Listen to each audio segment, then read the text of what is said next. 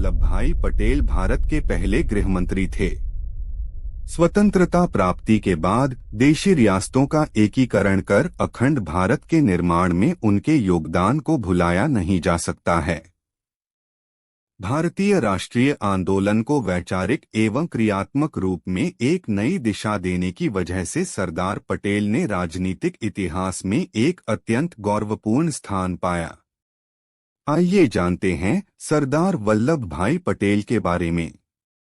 सरदार पटेल का जन्म 31 अक्टूबर 1875 को गुजरात के नडियाद में हुआ।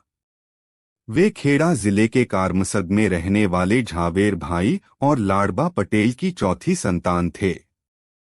1897 में 22 साल की उम्र में उन्होंने मैट्रिक की परीक्षा उत्तीर्ण की थी। वल्लभ भाई की शादी झबेरबा से हुई। पटेल जब सिर्फ 33 साल के थे तब उनकी पत्नी का निधन हो गया। सरदार पटेल अन्याय नहीं सहन कर पाते थे। अन्याय का विरोध करने की शुरुआत उन्होंने स्कूली दिनों से ही कर दी थी। नडियाद में उनके स्कूल के अध्यापक पुस्तकों का व्यापार करते थे और छात्रों को बाध्य करते थे कि पुस्तकें बाहर से न खरीदकर उन्हीं से खरीदे। वल्लभ भाई ने इसका विरोध किया और छात्रों को अध्यापकों से पुस्तकें न खरीदने के लिए प्रेरित किया। परिणामस्वरूप अध्यापकों और विद्यार्थियों में संघर्ष छिड़ गया। 5 से 6 दिन स्कूल बंद रहा। अंत में जीत सरदार की हुई। अध्यापकों की ओर से पुस्तकें बेचने की प्रथा बंद हुई। सरदार पटेल को अपनी स्कूली शिक्षा पूरी करने में काफी समय लगा। उन्होंने 22 साल की उम्र में 10वीं की परीक्षा पास की। सरदार पटेल का सपना वकील बनने का था और अपने इस सपने को पूरा करने के लिए उन्हें इंग्लैंड जाना था, लेकिन उनके पास इतने भी आर्थिक साधन नहीं थे कि वे एक भारतीय महाविद्यालय में प्रवेश ले सकें। उन दिनों एक उम्मीदवार व्यक्तिगत रूप से पढ़ाई कर वकालत की परीक्षा में बैठ सकते थे। ऐसे में सरदार पटेल ने अपने एक परिचित वकील से पुस्तकें उधार लीं और घर पर पढ़ाई शुरू कर दी। इंग्लैंड में वकालत पढ़ने के बाद भी उनका रुख पैसा कमाने की तरफ नहीं था। सरदार पटेल 1913 में भारत लौटे और अहमदाबाद में अपनी वकालत शुरू की। जल्द ही वे लोकप्रिय हो गए। अपने मित्रों के कहने पर पटेल ने 1917 में अहमदाबाद के सैनिटेशन कमिश्नर का चुनाव लड़ा और उसमें उन्हें जीत भी हासिल हुई। सरदार पटेल गांधीजी के चंपारण सत्याग्रह की सफलता से काफी प्रभावित थे। 1918 में गुजरात के खेड़ा खंड में सूखा पड़ा। किसानों ने करों से राहत की मांग की, लेकिन ब्रिटिश सरकार ने मना कर दिया। गांधीजी ने किसानों का मुद्दा उठाया, पर वो अपना पूरा समय खेड़ा में अर्पित नहीं कर सकते थे, इसलिए एक ऐसे व्यक्ति की तलाश कर रहे थे जो उनकी अनुपस्थिति में इस संघर्ष की अगुवाई कर सके। इस समय सरदार पटेल स्वेच्छा से आगे आए और संघर्ष का नेतृत्व किया।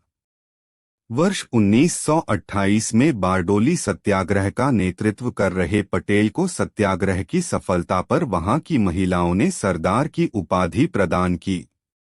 आजादी के बाद विभिन्न रियासतों में बिखरे भारत के भूराजनीतिक एकीकरण में केंद्रीय भूमिका निभाने के लिए पटेल को भारत का बिस्मार्क और लौह पुरुष भी कहा जाता है।